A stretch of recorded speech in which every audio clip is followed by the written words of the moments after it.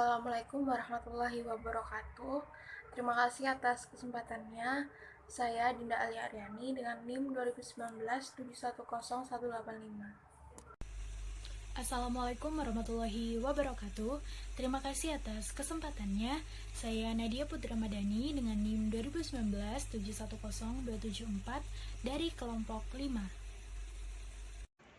Assalamualaikum warahmatullahi wabarakatuh. Terima kasih atas kesempatannya. Saya Siti Farihatus Salihah dengan NIM 2019 710404 dari kelompok 5. Terima kasih atas kesempatannya. Perkenalkan, nama saya Fani Medasari, NIM 2019 710571 dari kelompok 5. Assalamualaikum warahmatullahi wabarakatuh. Terima kasih atas kesempatannya. Perkenalkan, nama saya Rifda Nabiha dengan NIM 2019 710636 dari kelompok 5. Assalamualaikum warahmatullahi wabarakatuh. Terima kasih atas kesempatannya. Saya Salsabila Khotrunada dengan NIM 2019 710712 dari kelompok 5. Terima kasih atas kesempatannya. Perkenalkan, saya Alisa Marcelina dengan NIM 2019 710804 dari kelompok 5. Terima kasih atas kesempatannya. Di sini saya akan menjelaskan tentang pengertian musyarakah.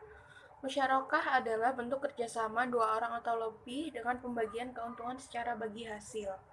Menurut Dewan Syariah Nasional MUI dan PSAK nomor 1069, mendefinisikan musyarakah sebagai akad kerjasama antara dua pihak atau lebih untuk suatu usaha tertentu, di mana masing-masing pihak memberikan kontribusi dana dengan ketentuan dibagi berdasarkan kesepakatan, sedangkan kerugian berdasarkan kontribusi dana. Para mitra bersama-sama menyediakan dana untuk mendanai suatu usaha tertentu dalam masyarakat, baik usaha yang sudah berjalan maupun yang baru. Investasi musyarakah dapat dalam bentuk kas, setara kas, atau aset non-kas. Terima kasih. Terima kasih atas kesempatannya. Saya Nadia Putri dengan NIM 274. Di sini saya akan menjelaskan tentang jenis-jenis akuntansi akad musyarakah. Berdasarkan perbedaan peran dan tanggung jawab para mitra yang terlibat, akad musyarakah ini dapat diklasifikasikan sebagai berikut. Yang pertama, ada musyarakah al-amlak. Musyarakah al-amlak ini juga biasa disebut dengan syirka al-amlak atau musyarakah kepemilikan, yang merupakan syirka yang mana terdapat dua orang atau lebih bersama-sama memiliki suatu barang tanpa harus melakukan akad syirka atau terjadi begitu saja. Syirka al-amlak ini dibedakan menjadi dua, yaitu ada musyarakah al-jabr. Musyarakah al-jabr ini musyarakah antara dua pihak atau lebih yang terjadi karena adanya peristiwa alami, seperti halnya kematian seseorang yang mewariskan hartanya. Syirka ini juga dapat disebut dengan syirka paksa karena tidak ada upaya dari orang-orang tersebut untuk mewujudkan faktor yang menyebabkan kepemilikan bersama. Lalu yang kedua ada musyarakah ikhtiyariyah. Musyarakah ini adalah suatu bentuk kepemilikan secara bersama yang timbul karena adanya perbuatan orang-orang berserikat. Lalu jenis-jenis dari akad musyarakah yang kedua ada musyarakah al-uqud. Musyarakah al-uqud ini merupakan perjanjian dua pihak maupun lebih untuk menggabungkan harta benda. Maksud saya untuk menggabungkan harta guna melakukan usaha atau bisnis. Hasilnya nantinya akan dibagi, baik itu berupa laba maupun rugi. Pembagian tersebut sesuai yang telah disepakati bersama dalam akte. Lalu ada pun syarat dari musyarakah al-uqud ini. Yang pertama ada qabiliyat al-wakalah.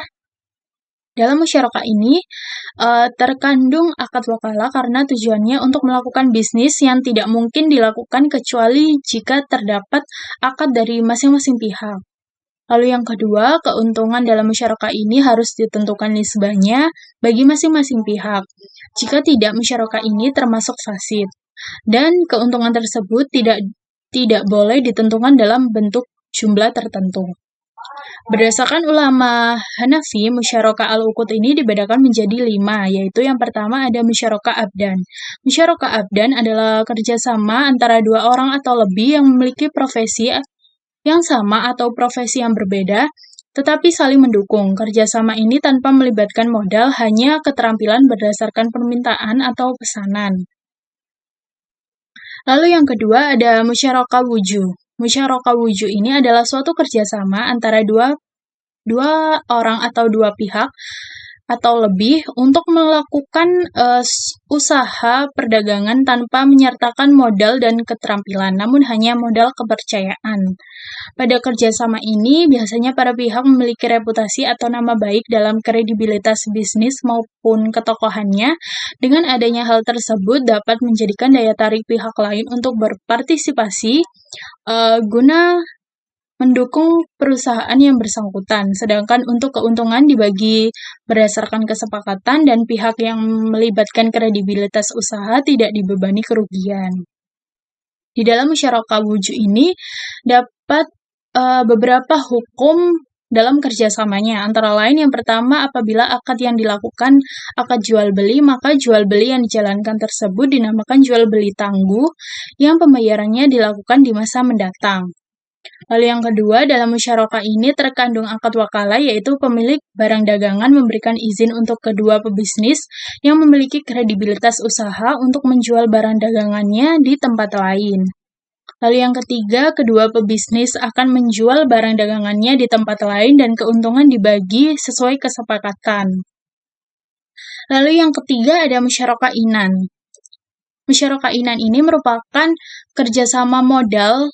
Jadi masing-masing syarik menyediakan dana atau barang untuk dijadikan modal usaha, namun modal tersebut tidak harus sama dan masing-masing pihak berhak mendapatkan hasil usaha laba atau rugi yang dibagi bersama secara proporsional sesuai kesepakatan. Adapun syarat musyarakah inan antara lain yang pertama, yaitu masing-masing pihak diperbolehkan membuat syarat-syarat yang berkaitan dengan bidang usaha, baik itu berupa larangan maupun yang boleh dilakukan oleh masing-masing pihak syarik. Lalu yang kedua, pembagian hasil dilakukan secara proporsional. Yang ketiga, kerusakan harta yang dijadikan modal usaha dalam perkongsian menjadi sebab batalnya musyarakah karena harta tersebut rusak sebelum disatukan. Lalu yang terakhir, membuat izin bersama, seperti halnya di antara syarik dapat membuat aturan tertentu. Hal tersebut bisa berupa dibolehkan melakukan jual beli, membeli barang lebih tinggi atau lebih rendah, atau boleh melakukan gadai, dan lain-lain. Lalu yang keempat ada musyarakah mufawadah. Musyarakah ini merupakan kerjasama usaha yang berhubungan dengan modal, keterampilan usaha, dan agama. Modal masing-masing syarik harus sama, keterampilan yang sama, dan menganut agama yang sama, yaitu Islam. Dan para syarik berkuasa dan bertanggung jawab penuh atas usaha atau bisnis yang dijalankannya. Hal yang membatalkan kerjasama adalah modal yang tidak sama, kerjasama antara orang dewasa dengan anak di bawah umur, dan yang berbeda agama. Lalu ada pun syarat dari musyarakah mufawadah antara lain yang pertama, yaitu harus cakap melakukan perbuatan hukum baik berupa wakalah dan kafalah, balik, berakal, dan juga cerdas.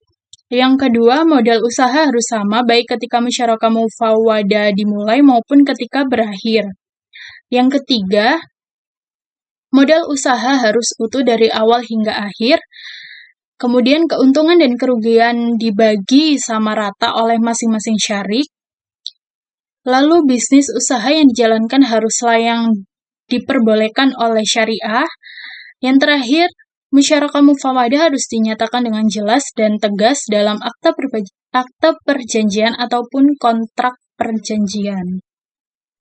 Lalu yang kelima ada musyarakah mudharabah. Musyarakah mudharabah ini merupakan kerjasama antara dua orang atau lebih untuk melakukan kegiatan bisnis yang modalnya disediakan oleh syarik tertentu dan yang lainnya menjalankan usahanya dengan modal tersebut.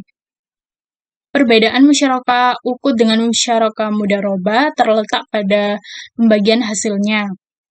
apabila mendapatkan keuntungan dibagi kepada pemodal dan yang menjalankan usaha, sedangkan apabila mendapat kerugian yang menanggung hanya pemodal selama kerugian itu terkait pekerjaan bukan karena disebabkan oleh kelalaian yang menjalankan usaha. Berdasarkan perubahan porsi dana para mitra, musyarakah dapat diklasifikasikan menjadi dua, yaitu ada musyarakah permanen, yang merupakan musyarakah yang memberikan kontribusi dana sesuai dengan kontrak dan jumlahnya tetap sampai akhir masa akad. Lalu yang kedua ada musyarakah mutanaqishoh, yang merupakan suatu kerjasama antara dua pihak atau lebih untuk kepemilikan suatu barang atau aset.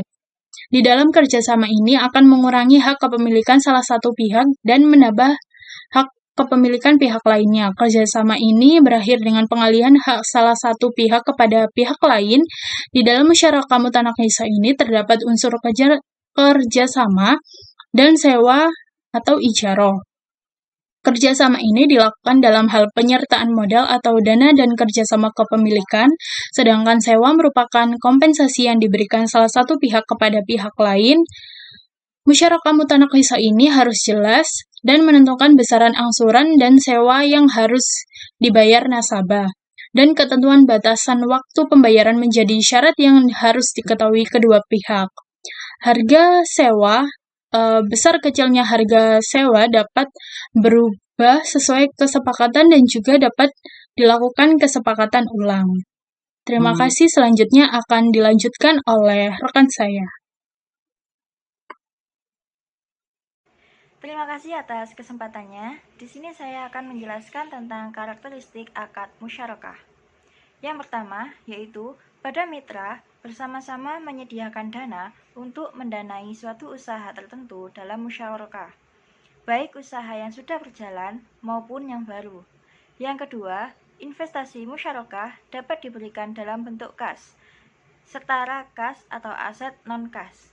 Yang ketiga, keuntungan usaha musyarakah dibagi antara para mitra secara proporsional sesuai dengan dana yang disetorkan, baik berupa kas maupun aset non-kas atau sesuai dengan nisbah yang disepakati oleh para mitra. Baik, di sini saya akan menjelaskan tentang rukun akad musyarakah. Yang pertama yaitu ijab kabul atau sighah adalah adanya kesepakatan antara kedua belah pihak yang bertransaksi. Yang kedua, dua pihak yang berakad atau akidani dan memiliki kecakapan melakukan pengelolaan harta. Yang ketiga, objek akad atau mahal yang disebut juga maq'ud alaihi yang mencakup modal atau pekerjaan. Yang keempat, nisbah bagi hasil. Dan selanjutnya saya akan menjelaskan ketentuan dari akad musyarakah. Yang pertama yaitu tidak ada bentuk khusus kontrak. Berakad dianggap sah jika diucapkan secara verbal atau tertulis. Kontrak dicatat dalam tulisan dan disaksikan. Yang kedua, mitra harus kompeten dalam memberikan atau diberikan kekuasaan perwalian. Yang ketiga, modal harus uang tunai, emas, perak yang nilainya sama. Dapat terdiri dari aset perdagangan, hak yang tidak terlihat misalnya lisensi, hak paten, dan sebagainya. Yang keempat, partisipasi para mitra dalam pekerjaan adalah sebuah hukum dasar dan tidak diperbolehkan bagi salah satu dari mereka untuk mencantumkan tidak ikut sertanya mitra lainnya. Namun porsi melaksanakan pekerjaan tidak perlu harus sama. Demikian pula dengan bagian keuntungan yang diterima. Sekian, terima kasih. Baik, selanjutnya saya akan menjelaskan mengenai pengakuan dan pengukuran akuntansi akad musyarakah.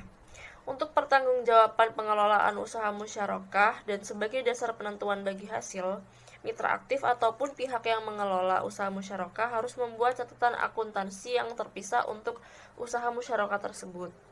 Adapun catatan akuntansi dari segi mitra aktif atau nasabah, yang pertama pada saat akad, investasi musyarakah diakui pada saat menyisihkan kas atau aset non-kas untuk usaha musyarakah. Pengukuran investasi musyarakah dalam bentuk kas dinilai sebesar jumlah yang disisihkan dan dalam bentuk aset non-kas dinilai sebesar nilai wajar, dan jika terdapat selisih antara nilai wajar dan nilai buku aset non-kas, maka selisih tersebut diakui sebagai selisih penilaian aset musyarakah dalam ekuitas. Selisih kenaikan aset musyarakah diamortisasi selama masa akad musyarakah. Aset tetap musyarakah yang telah dinilai sebesar nilai wajar disusutkan dengan jumlah penyusutan yang mencerminkan penyusutan yang dihitung dengan historical cost model ditambah dengan penyusutan atas kenaikan nilai aset karena penilaian kembali saat penyisihan aset non-kas untuk usaha musyarakah. Apabila proses penilaian pada nilai wajar menghasilkan penurunan nilai aset, penurunan nilai ini langsung diakui sebagai kerugian. Aset tetap musyarakah yang telah dinilai sebesar nilai wajar disusutkan berdasarkan nilai wajar yang baru.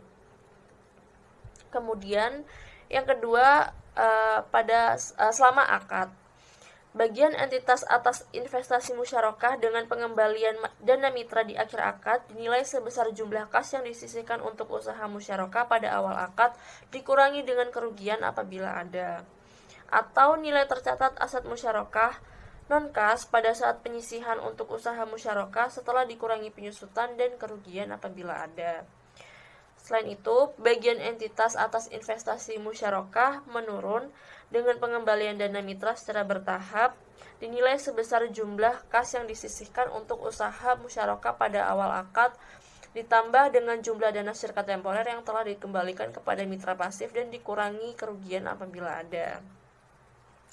Lalu yang ketiga, pada akhir akad, investasi musyarakah yang belum dibayarkan kepada mitra pasif diakui sebagai kewajiban.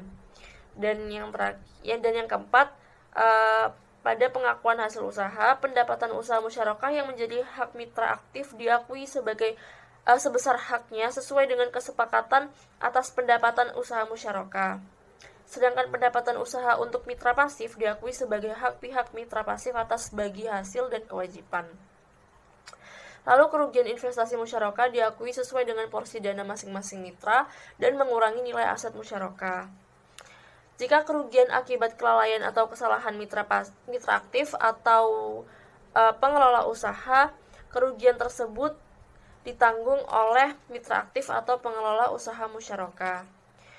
Pengakuan pendapatan usaha musyarakah dalam praktek dapat diketahui berdasarkan laporan bagi hasil atas realisasi pendapatan usaha dari catatan akuntansi mitra aktif atau pengelola usaha yang dilakukan secara terpisah.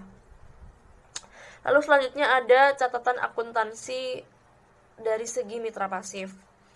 Yang pertama, pada saat akad, investasi musyarakah diakui pada saat pembayaran kas atau penyerahan aset non-kas kepada mitra aktif musyarakah. Pengukuran investasi musyarakah dalam bentuk kas dinilai sebesar jumlah yang dibayarkan dan dalam bentuk aset non-kas dinilai sebesar nilai wajar, dan jika terdapat selisih antara nilai wajar dan nilai tercatat aset non-kas, selisih tersebut diakui sebagai keuntungan tangguhan dan diamortisasi selama masa akad atau kerugian pada saat terjadinya. Investasi musyarakah non-kas yang diukur dengan nilai wajar aset yang diserahkan akan berkurang nilainya sebesar beban penyusutan atas aset yang diserahkan dikurangi dengan amortisasi keuntungan tangguhan. Biaya yang terjadi akibat akad musyarakah, misalnya biaya studi kelayakan, tidak dapat diakui sebagai bagian investasi musyarakah kecuali ada persetujuan dari seluruh mitra musyarakah. Lalu yang kedua, selama akad, bagian entitas atas investasi musyarakah dengan pengembalian dana mitra di akhir akad dinilai sebesar jumlah kas yang dibayarkan untuk usaha musyarakah pada awal akad dikurangi dengan kerugian apabila ada, atau nilai tercatat aset musyarakah non-kas pada saat penyerahan untuk usaha musyarakah setelah dikurangi penyusutan dan kerugian apabila ada. Bagian entitas atas investasi musyarakah menurun dengan pengembalian dana mitra secara bertahap dinilai sebesar jumlah kas yang dibayarkan untuk usaha musyarakah pada awal akad dikurangi jumlah pengembalian dari mitra aktif dan kerugian apabila ada.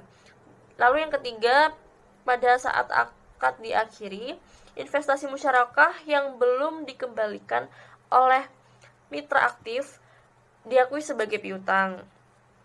Dan yang terakhir, pada saat pengakuan hasil usaha, pendapatan usaha investasi musyarakah diakui sebagai pendapatan sebesar bagian mitra pasif sesuai kesepakatan.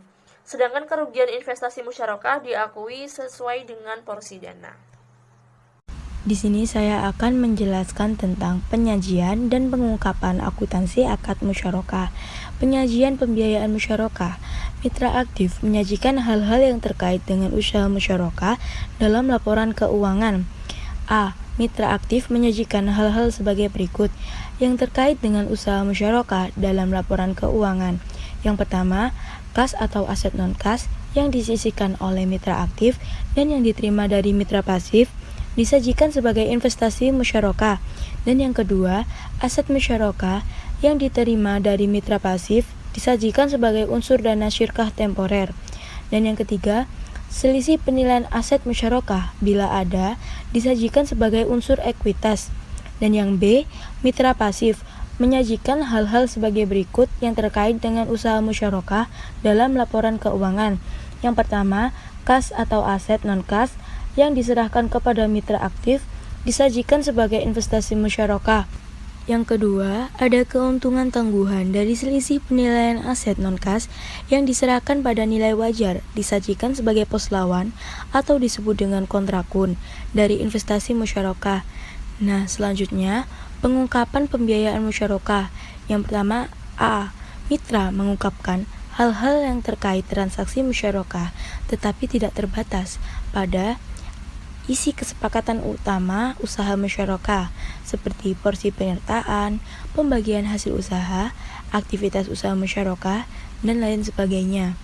Lalu ada pengelola usaha jika tidak ada mitra aktif. Selanjutnya, B. Pengungkapan yang diperlukan sesuai pernyataan standar akuntansi keuangan nomor 101 tentang penyajian laporan keuangan syariah. Terima kasih. Yang selanjutnya adalah jurnal pembiayaan transaksi musyarakah. Dalam transaksi musyarakah terdapat dua pihak yang melakukan kesepakatan yang disebut mitra aktif dan mitra pasif.